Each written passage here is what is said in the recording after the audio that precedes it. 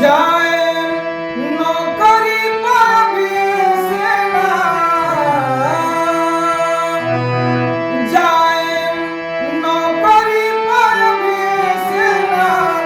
कहिए मलाम जी घरे छुट्टी लेके औरी कुछ दिन रहिए मलाम जी घरे छुट्टी लेके औरी कुछ दिन रहिए मलाम जी जाए नौकरी पर भी सेना,